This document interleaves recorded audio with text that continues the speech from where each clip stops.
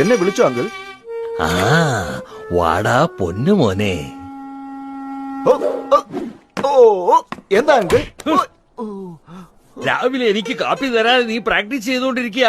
ഒരു ദിവസം 9 പ്രാവശ്യം കാപ്പി കുടിച്ചില്ലെങ്കിൽ എന്റെ എഞ്ചിൻ ഓടില്ല. എന്റെ വയറ് കത്തിക്കരിയുന്നു.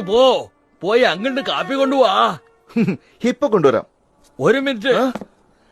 ഏതോ പുരാതന വിഷയങ്ങൾ ട്രാൻസ്ലേറ്റ് ചെയ്യണമെന്ന് യൂണിവേഴ്സിറ്റിയിൽ നിന്ന് നിനക്ക് ഫോൺ വന്നിരുന്നു. ശരി. പിന്നെ വേറൊരു കാര്യം. എന്താ? കൈയക്ഷരം ക്ലിയർ അല്ലാത്തതുകൊണ്ട് എനിക്കിത് വായിക്കാൻ പറ്റുന്നില്ല. ഇതിൽ എന്താ എഴുതിയിരിക്കുന്നത്? ശരി, ഞാനൊരു ഭൂതക്കണ്ണാടി എടുത്തുകൊണ്ട് വരട്ടെ. ഓക്കെ.